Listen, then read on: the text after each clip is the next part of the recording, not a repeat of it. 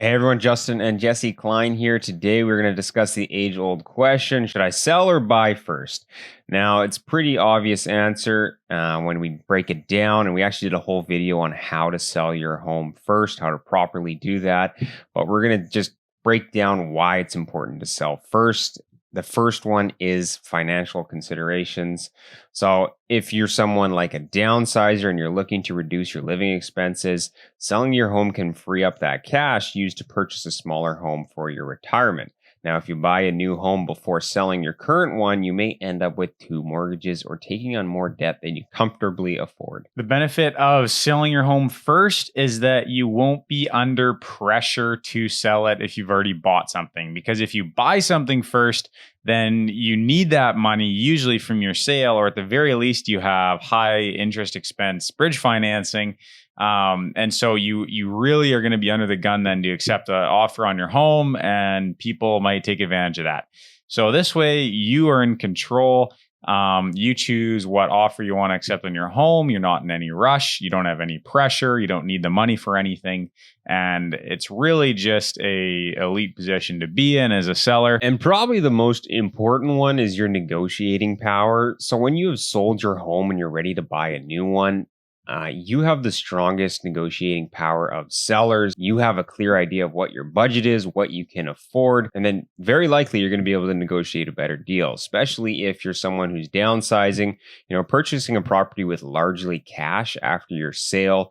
You're going to have all the power in that deal. The seller will know that you're not going to be the type of person to back down because of financing. So this means that your offer is now less risky, and this is huge for helping you get a better price and also just winning over the property that you want. And then the last one is just simply peace of mind. Knowing that your current home is sold and that the deal is closed, this can give you peace of mind and help reduce the stress of the process.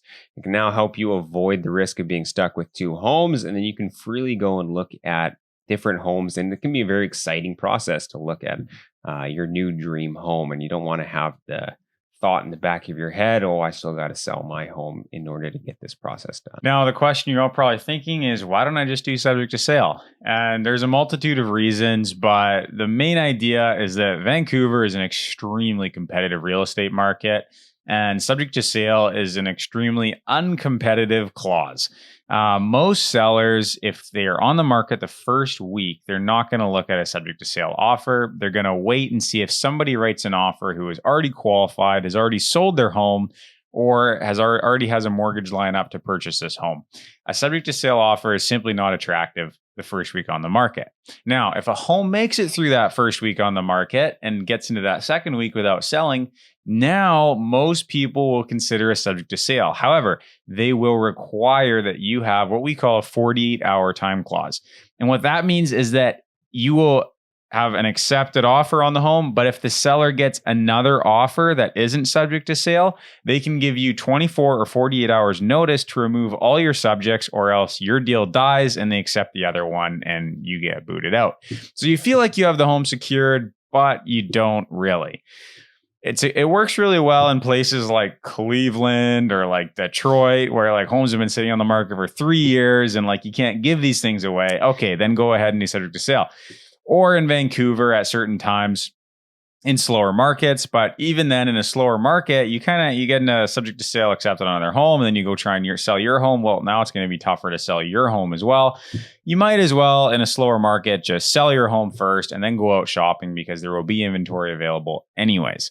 And the other thing about subject to sale is that sellers are not excited about it. And when a seller is not excited about an offer, they don't drop their drawers. So if you come in, you're like, hey, look, I've sold my home. I am ready to buy this. We have very limited financing subjects, like maybe like 5 days or something.